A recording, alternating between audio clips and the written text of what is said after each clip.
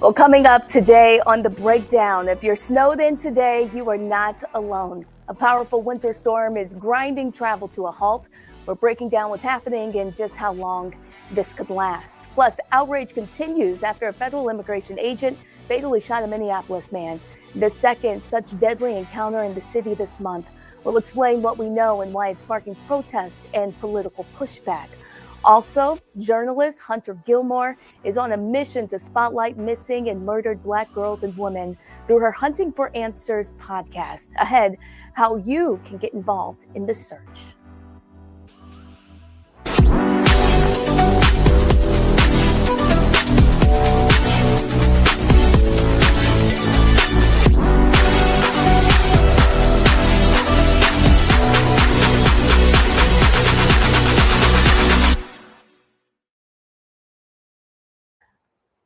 Well, thank you for joining us today, Monday, January 26th, for the inaugural episode of The Breakdown. I'm your host, Brittany Noble, and you're watching the Black Star Network. Here we go beyond the headlines to break down the stories shaping our community, the United States of America, and our world, all from a Black perspective. And in the second hour of this show, we'll spotlight the change makers and explore the culture driving the conversation, because these are our stories, our voices, and our moment. This is The Breakdown. So today in our top story, more than a dozen deaths. People have died as a result of the powerful winter storm that continues to sweep across the country. At least a foot of snow has fallen in 17 states, from New Mexico to New Hampshire, grounding flights, paralyzing travel, and knocking out power. Tennessee officials say the storm caused the largest number of power outages in the utility's history. The U.S. Transportation Secretary says airlines are working to restore normal operations today, with hopes that flights could return to normal by midweek. Meanwhile, more than 85 million people remain under extreme cold warnings, and forecasters say dangerously low temperatures could linger for several more days in many different areas. Also, investigators are gathering evidence from the deadly shooting of a 37-year-old man by an ICE officer in Minneapolis. This is the second fatal shooting by ICE this month. Authorities say 37-year-old Alex Preddy worked for the Minneapolis VA healthcare system as an ICU nurse. Multiple videos of the confrontation show federal agents spraying him with a substance and pinning him to the ground before shooting him. The Department of Homeland Security alleged that he approached agents with a handgun and violently resisted when officers tried to disarm him. However, a witness and state officials are disputing that claim. That witness, whose name has been redacted from court documents, say Preddy was killed after he attempted to help a woman who had been pushed to the ground by agents. And President Trump reacted to the shooting in a telephone interview with the Wall Street Journal, saying Alex Preddy had a dangerous and unpredictable gun. He went on to say that his administration is promising to do a thorough investigation on the shooting. Trump also reportedly declined to say whether he thought the officer who killed him acted appropriately.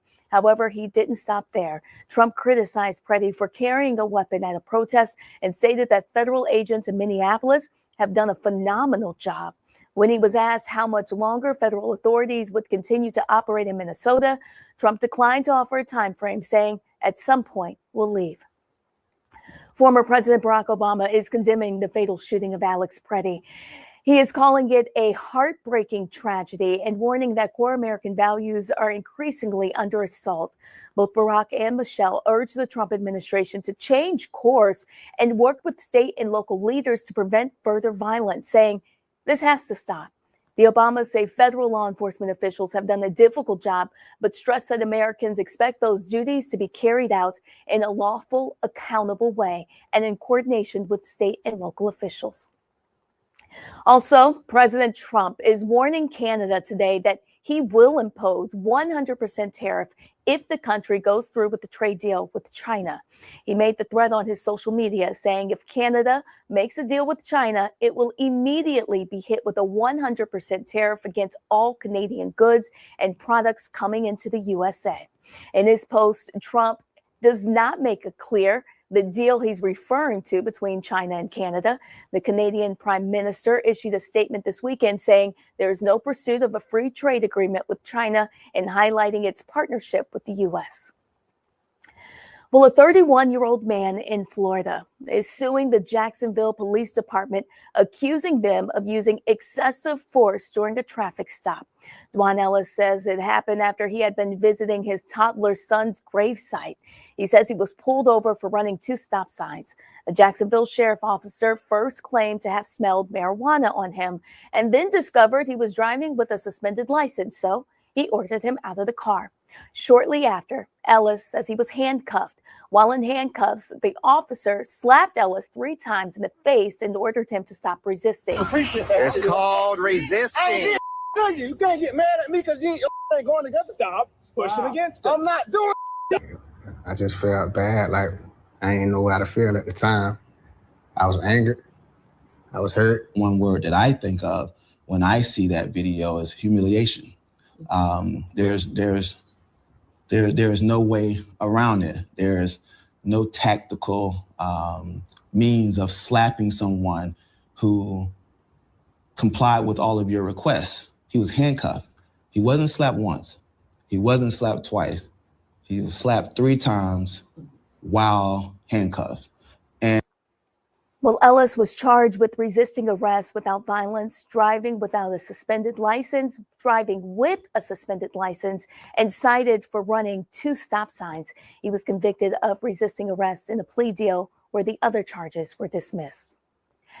In Kentucky, the Supreme Court justice representing Fayette County is responding to an impeachment petition filed against her. Justice Pamela Goodwine says she is aware of the petition and rejects what she calls baseless allegations. The statement says she will respond if asked by a House committee, but maintains the petition has no merit and should be dismissed. The petition was filed by Louisville attorney Jack Richardson, who claims that Goodwine should have recused herself from a case. That case involved a 2022 law limiting the power of Jefferson County School Board. Richardson argues that Goodwine has a conflict of interest because she was endorsed by the governor who vetoed the law, a veto later overridden by the GOP supermajority. Goodwine was elected to the state's Supreme Court last November. And Delegate Eleanor Holmes Norton campaign filed a termination report with the Federal Election Commission on Sunday. Norton has easily won re-election to represent Washington, D.C. every 2 years since 1990, serving as the city's non-voting delegate in the U.S. House. Campaign records show that she raised just $7.50 between January 1st and January 25th. As of January 25th, the campaign reported no cash on hand and is $90,000 in debt to Norton, including a $40,000 personal loan that she made to her re-election committee in June. Also in Georgia, homeowners are protesting a new road project that's forcing them out of their neighborhood. Neighbors fight in Villa Rica. The residents there are pushing back on construction project that would build a road through their community. Residents in the historically Black neighborhood say about 24 homeowners would be forced out of their residencies or lose a significant portion of property if the city moves forward with the current plan. One resident says she is not giving up.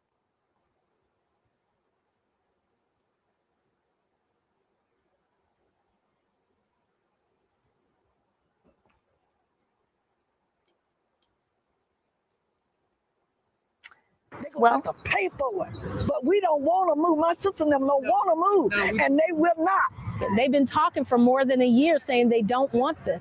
Residents from Mirror Lake have even come over and said, we didn't ask for this, but yet they have willfully continued to push this forward. Residents also say there's been a lack of transparency from the city. Back in December at a community meeting, interim city manager Diana DeSantos. And once completed, the new Mirror Lake connector will connect the Douglas County side of the city to the downtown area on the Carroll County side. Residents in the historically Black neighborhood said about 24 homeowners would be forced out of their residences or lose a significant portion of property if the city of Villa Rica moves forward with that plan. Elected officials say more discussion is needed and is hopeful that the two sides can reach an agreement. Well, a group of French researchers bypassed safeguards at the National Institutes of Health to access data from thousands of children. They ranked ethnicities by IQ scores and used it to publish at least 16 papers promoting discredited claims about racial differences in intelligence, including the idea that Black people earn less because they're less intelligent. The researchers were not eligible to access the data, but one gained entry through a U.S. professor already under NIH investigation. Some of the papers have been cited by AI tools as well. Scholars and historians in Little Rock say a planned lecture series on racism and racial equity was pulled from the University of Arkansas at Little Rock's website amid concerns over political backlash. University officials reportedly feared that conservative lawmakers could threaten state funding over the event titles, including a February lecture on race and the death penalty, and an April conversation about anti-racism and white identity. The university has temporarily removed the History Institute's event listings and says it is reviewing its participation to ensure compliance with state law. Well, coming up on the other side of the break, journalist Hunter Gilmore is refusing to let missing Black girls be forgotten. How you can bring visibility and answers to these cases. Stick with us. You're watching The Breakdown with Brittany Noble on the Black Star Network.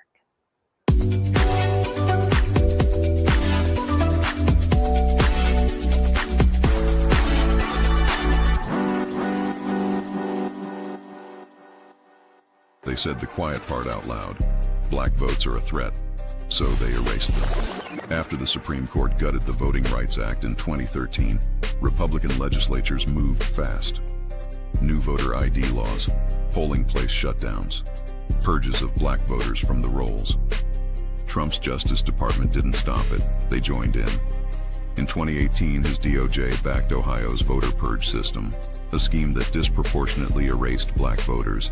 Their goal, erase Black votes and political power. Yeah, that happened. These are the kinds of stories that we cover every day on Roland Martin Unfiltered. Subscribe on YouTube and download the Black Star Network app. Support fact-based independent journalism that centers African Americans and the issues that matter to our community.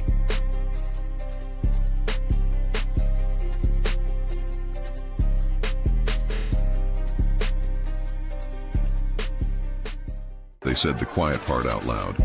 Black votes are a threat, so they erased them. After the Supreme Court gutted the Voting Rights Act in 2013, Republican legislatures moved fast. New voter ID laws, polling place shutdowns, purges of Black voters from the rolls. Trump's Justice Department didn't stop it, they joined in. In 2018, his DOJ backed Ohio's voter purge system, a scheme that disproportionately erased Black voters. Their goal, erase Black votes and political power. Yeah, that happened. These are the kinds of stories that we cover every day on Roland Martin Unfiltered. Subscribe on YouTube and download the Black Star Network app. Support fact-based independent journalism that centers African Americans and the issues that matter to our community.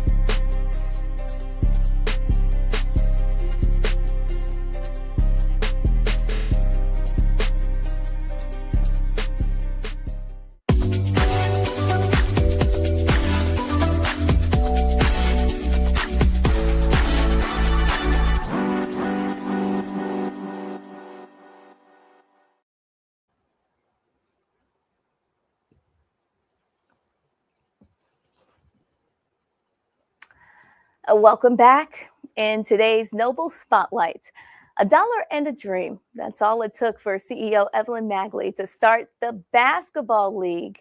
She is the first woman to own a professional men's sports league. TBL is going into their 8th season and feeds into the NBA G League. She has an incredible story, and she is here today to tell us more about it. Evelyn, thank you for joining us today on The Breakdown. Thank you. Thank you so much. Oh, absolutely. It's great to talk to you and learn more about your story. Tell me a little bit about how you got started. Well, the Basketball League it's a God-given vision that started back in 2018 with an opportunity to use the game of basketball to show love to community. And from that, we've grown from 8 teams through COVID. We started and ended our season that year right before Rudy Gobert touched all the microphones. And we made a decision at that time that we needed to move forward no matter what COVID was going to do in this world. And we tripled in size to 29 teams at that time. And now we have a little bit over 40 teams all across North America. And we also have another league called Basketball Super League that the main teams are located out of Canada. And that's incredible. And you're the first woman to own 2 professional sports leagues for men, correct? Yes, that is correct. When I started the league, I didn't know that I had made history because it really wasn't something that I thought, oh, gee, I'm trying to make history. It was more of a need to use this game to reach out. But then I started getting contacted from people all over across America saying, do you realize you made history? And I really felt honored at that time that God would use me in this way. I want to ask you, Ms. Magley, do you have your camera on right now? Yes, I do. Okay, because I just want to make sure that we can see your beautiful face. Okay. TBL, you also have the NBA G League. Did you ever see yourself having a pipeline into the NBA? Well, it's all about opportunities. The basketball league is really all about opportunities. And it was originally thought that here's opportunities for young men that didn't make it to the G League, that didn't make it into the NBA, to be able to use their God-given gifts and talents to be able to play in a game that they love and that they have in their hearts. So the game itself and the vision didn't start that way, but since we began, we now have players that are playing in the NBA that actually started with TBL. And not only basketball players, but we have dancers that started with our Kokomo Bobcats and the Lebanon Leprechauns that are now dancing with the Indiana Colts cheerleaders and also with Indiana Pacers. And we have statisticians that started on our program that we utilized, Genius Sports, and now they're being statisticians for the NFL, Oklahoma City Thunder, et cetera.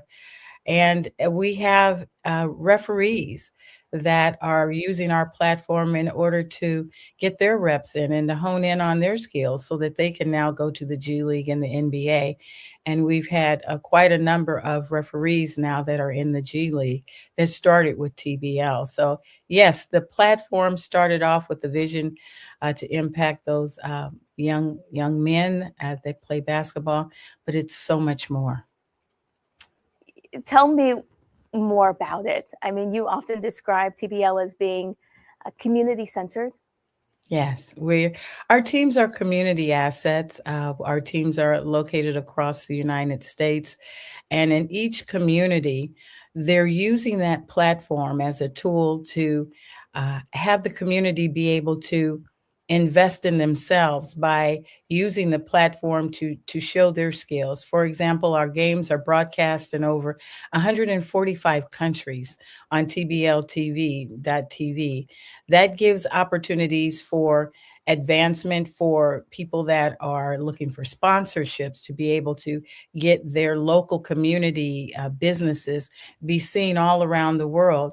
It's just giving people opportunities through a community asset. It's very granular and hands-on. Our players do not just throw a tennis shoe out and a kid said, oh, I've got a tennis shoe, but they're really involved in the community. They're working with nonprofit organizations, Habitat for Humanity, working with the geriatric centers, going out and just reading to young people. So our players are not untouchable. They're individuals that typically are from those communities that the teams are located in, and they're working within the community to use their platform as a tool to be able to enrich other people's lives and not just their own. And tell us more about the response from the communities that host teams. Well, the response has been very receptive.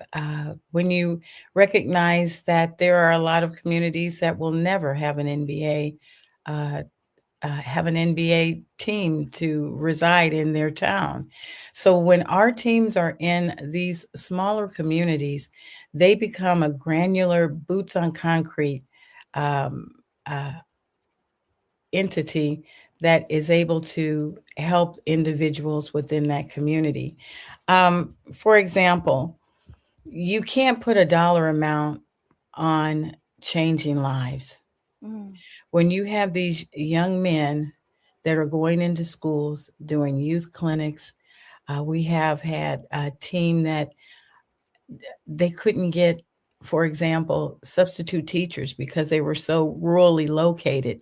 And we have young men that have their master's degrees. They're not Wow. just playing basketball because they don't have anything else to do. This is something that's a passion that they have, that they're educated young men that are able to bring so much more to the community than just basketball. So we've had young men that have become those substitute teachers because they're now in those towns and they're able to be seen in a different way off the court than just on the court.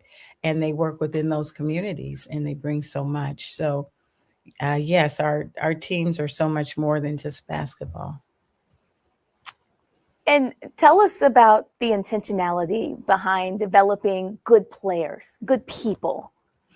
Well, we have our players, number one, we have, for example, we have something called our combine that's going to be held on Saturday, January 31st, and on February 1st. It's a combine where the young men come and they try out for our teams that we have over 40 teams coming from across the nation to come in and look at these young men and give them opportunities. But we also have something called the interview.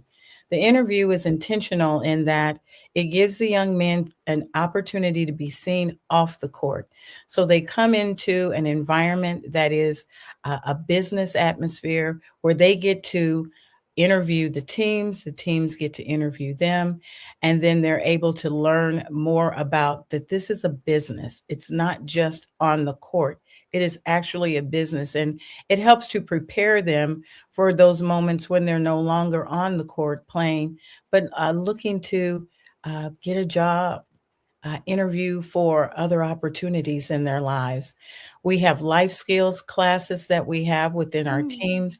And then we have our financial literacy program through the National Financial Educators Council that allows them to be able to come take courses to become certified financial education instructors. And that is through our partnership with the NFEC.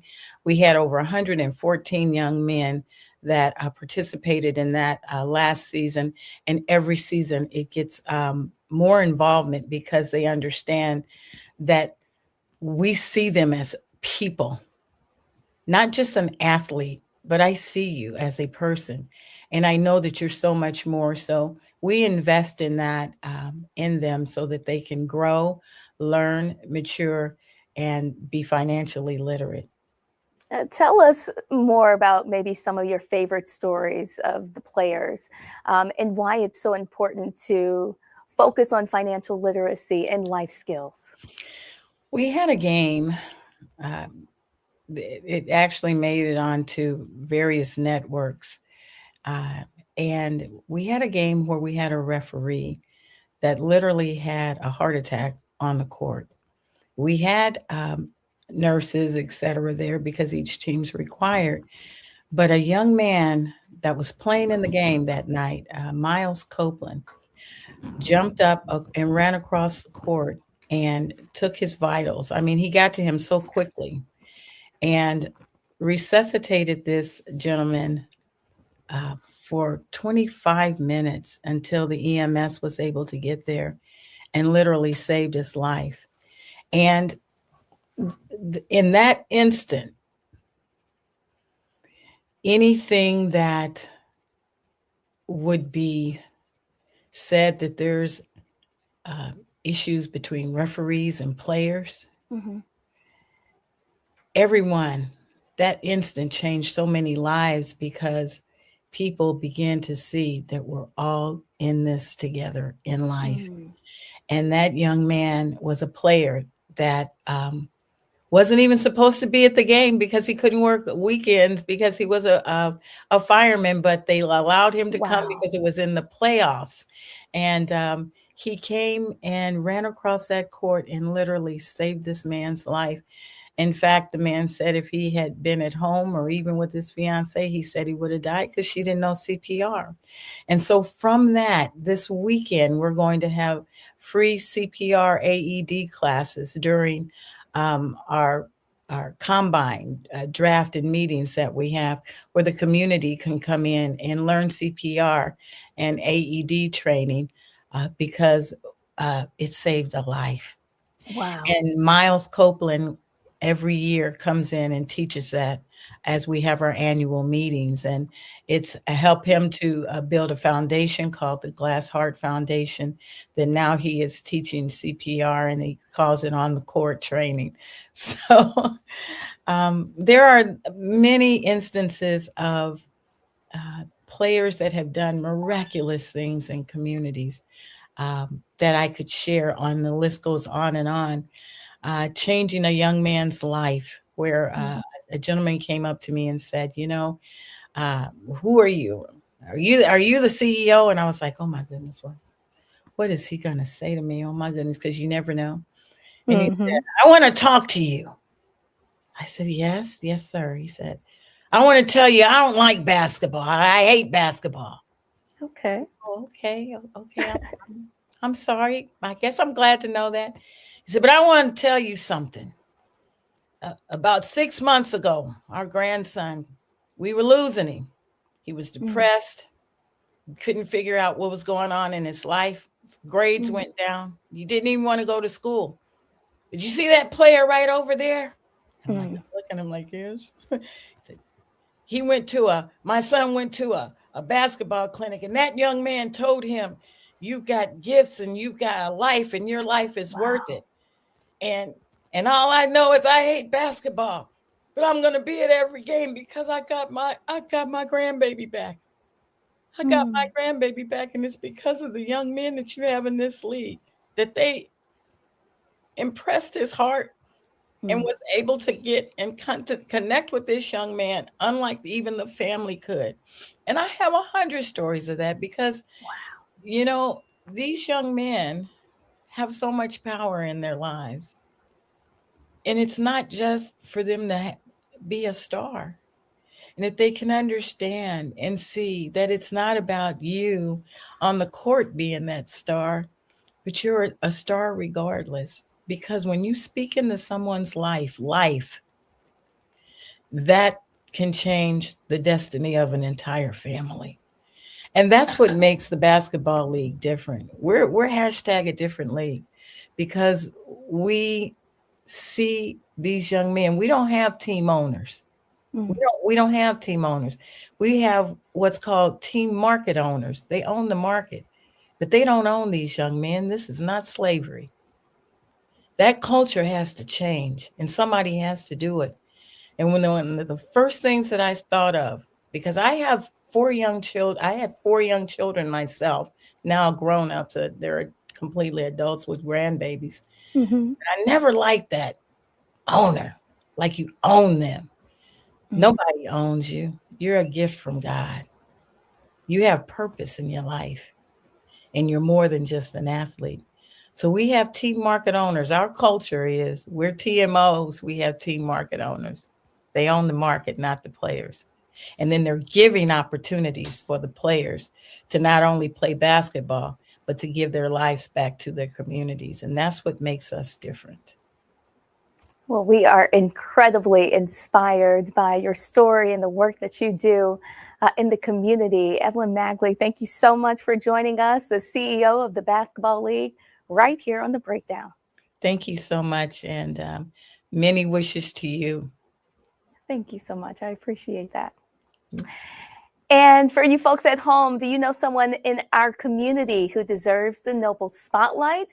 We would love to know your noble thoughts, so please just contact us. We have more on the way for you today on The Breakdown. We'll take a break. See you soon.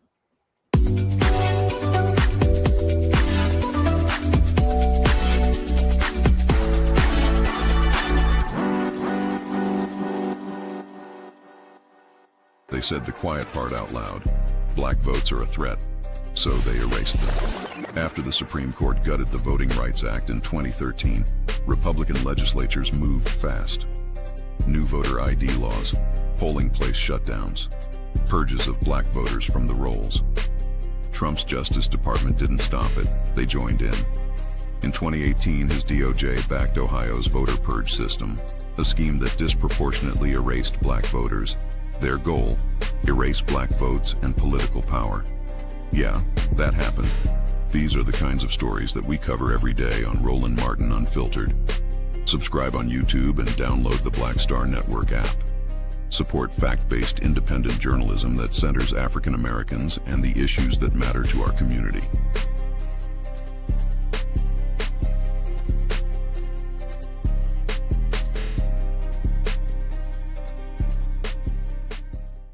If in this country right now, you have people get up in the morning and the only thing they can think about is how many people they can hurt, and they got the power, that's the time for mourning. For better or worse, what makes America special, it's that legal system that's supposed to protect minorities from the tyranny of the majority. We are at a point of a moral emergency.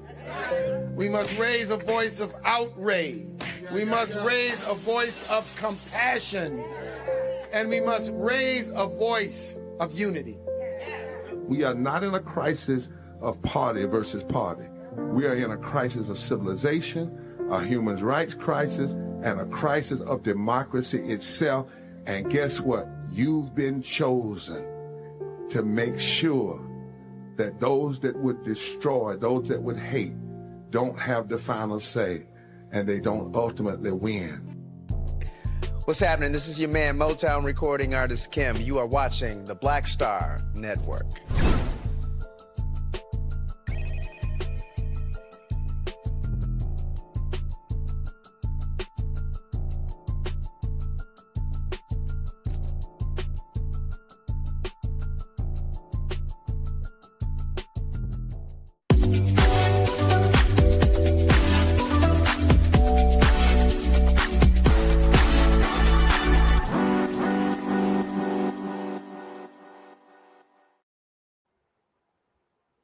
Welcome back. The toy giant Mattel partnered with autistic-led Autistic Self-Advocacy Network to create a new autistic Barbie. Autism is a lifelong neurodevelopmental difference, meaning autistic children grow into autistic adults. The doll features a tablet with an augmented and alternative communication, or AAC app, noise-canceling headphones, and a sideways gaze design elements meant to reflect how some autistic people communicate and experience the world. Supporters say the doll represents a meaningful step toward inclusion, while also sparking broader conversations about authentic representation.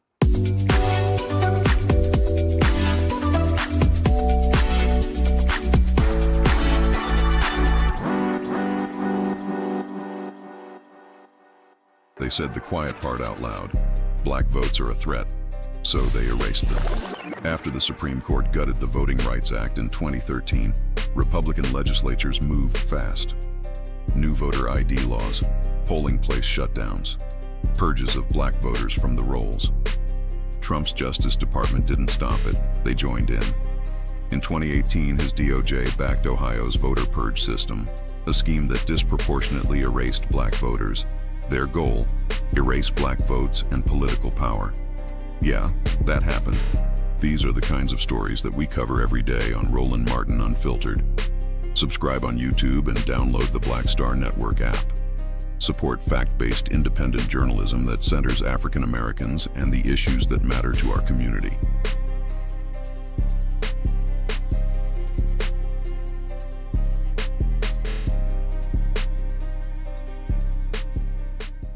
They said the quiet part out loud. Black votes are a threat, so they erased them. After the Supreme Court gutted the Voting Rights Act in 2013, Republican legislatures moved fast. New voter ID laws, polling place shutdowns, purges of black voters from the rolls. Trump's Justice Department didn't stop it, they joined in. In 2018, his DOJ backed Ohio's voter purge system, a scheme that disproportionately erased black voters. Their goal, erase black votes and political power. Yeah, that happened. These are the kinds of stories that we cover every day on Roland Martin Unfiltered. Subscribe on YouTube and download the Black Star Network app. Support fact-based independent journalism that centers African Americans and the issues that matter to our community.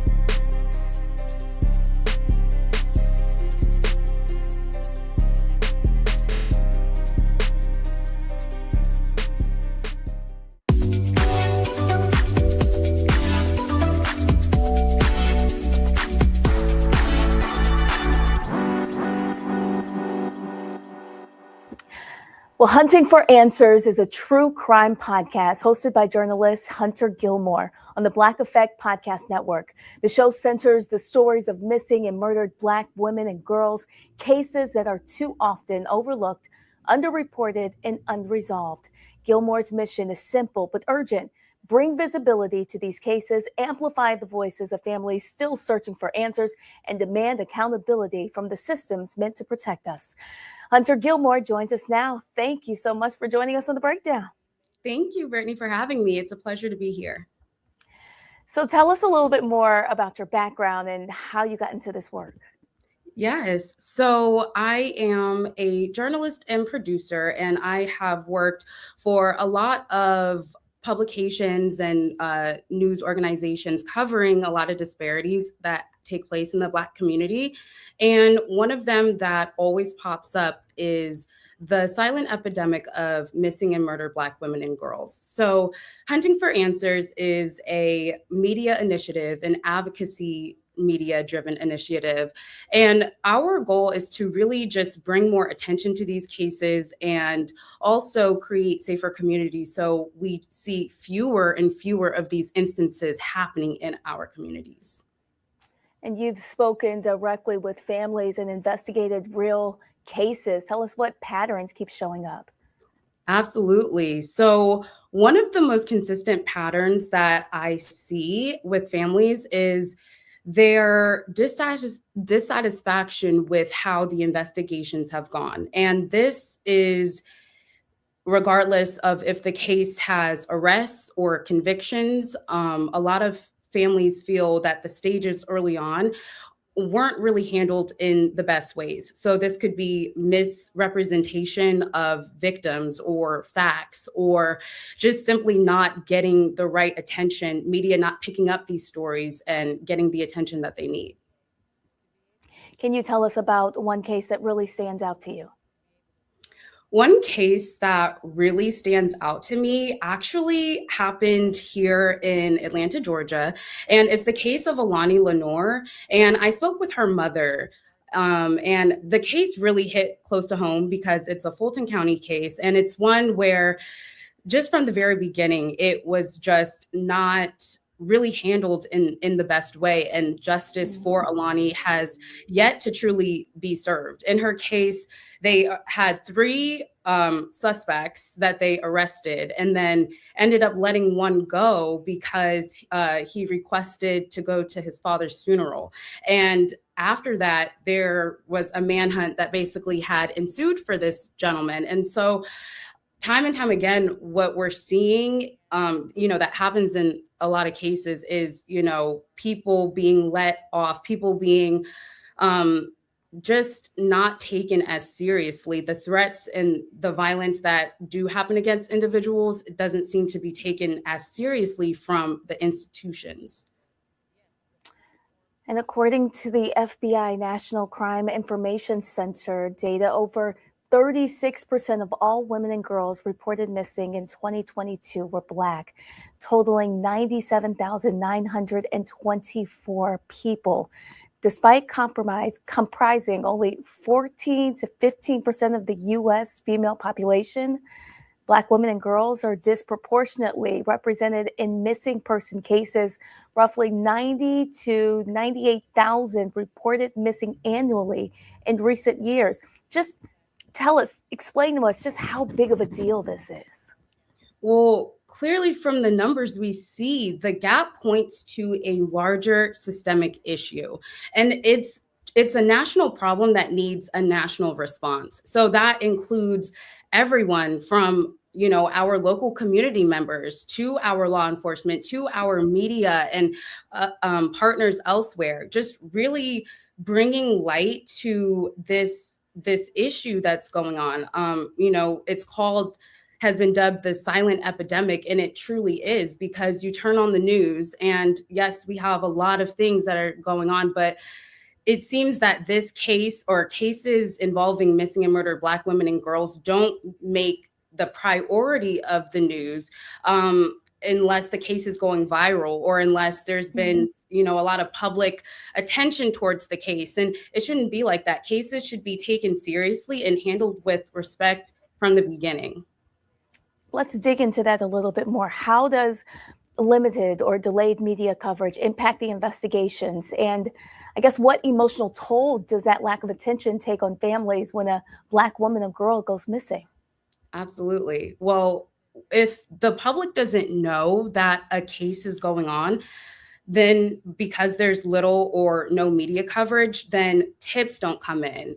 Memories can fade and witnesses move away. Someone may have seen something or heard something at the time and didn't realize that it was important, unless a news article or some type of news report was presented, and then they're like, oh, I did see something, and they're able to report that. But without the coverage in the beginning and the awareness of just what's going on in our communities, then there's no way of really knowing and being able to help as community members. I know that you've taken this conversation directly to college campuses, including HBCUs like Clark Atlanta. What are students telling you about dating and safety and the risks that they're navigating right now? So during a recent session, clinical licensed social worker Veronique Esther had asked the students a question, and she asked them something to the effect of, how many of your parents taught you how to date or just cultivate healthy relationships? Raise your hand. And when I tell you, not a single hand went up in the room. Everyone was just silent. And it was such an eye-opening moment, because that really shows us that we have at least a whole generation of young people who aren't being equipped with the tools to date properly and to know and understand, what healthy relationships look like and how to be in one and cultivate one yourself. Do you have some practical warning signs or safety strategies that people, especially young women, should actually be paying attention to when they're dating? For sure. You want to absolutely make sure that you're sharing your location with at least one trusted family member or friend. Just all of us all together need to be checking in on loved ones regularly and speaking up when we see threatening or violent behavior. One of the topics that I'm going to be diving into in an upcoming series is the bystander effect, and how sometimes we see some of these things taking place and we don't really know how to interact or how to intervene. So just making sure that we do support those who may need a voice and someone to stand up for them. Because of course we know that prevention and protection starts with us. And that's how we're going to be able to just create safer communities, safer campuses across the country and beyond. And Hunter, on top of that, what needs to change in how law enforcement and the media and communities respond to these cases? I think overall, we need to make sure that we're remembering that these are real people in real lives that are being impacted by these everyday situations. A lot of these stories start off as literally people going about their normal day. They're, on their way to work, or they told a loved one they're running off to the grocery store real quick and they'll be right back. It's these things that seem so ordinary to us in our everyday lives, but these are the missed moments where tragedy can sometimes strike. Gilmore, any final thoughts for our audience today? Yes. Overall, I just want to remind the audience to, whenever you see a missing person flyer or poster or anything, just at the very least share it, because a lot of families and loved ones, they are struggling to get, viable attention for their loved ones. So I think altogether, if we just share posts when we see them, be aware around each other, look out for one another, check on one another for sure. I think that's what I would say. All right, Hunter Gilmore, you can catch her on the Hunting for Answers True Crime podcast. It's on the Black Effect Podcast Network. We want to thank you so much for joining us today. Thank you so much for having me.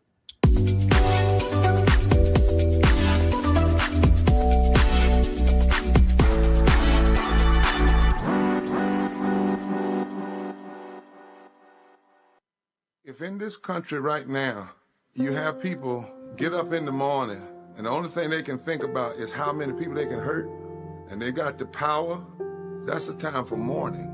For better or worse, what makes America special, it's that legal system that's supposed to protect minorities from the tyranny of the majority. We are at a point of a moral emergency. We must raise a voice of outrage. We must raise a voice of compassion. And we must raise a voice of unity. We are not in a crisis of party versus party. We are in a crisis of civilization, a human rights crisis, and a crisis of democracy itself. And guess what? You've been chosen to make sure that those that would destroy, those that would hate, don't have the final say, and they don't ultimately win.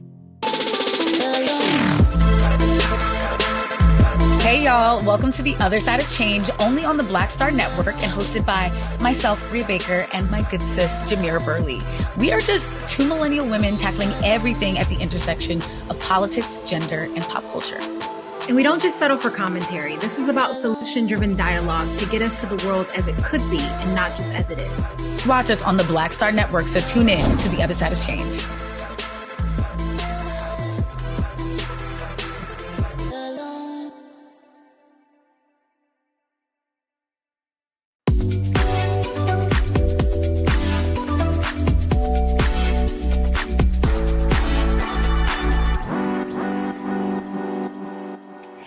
And if you want to represent the Black Star Network beyond the screen, we want to tell you how you can do that. You can just go to shopblackstarnetwork.com, where you'll find official Black Star Network swag, from hoodies and t-shirts to crew necks and other essentials. It's a way to support the network and show pride in Black-owned media wherever you go.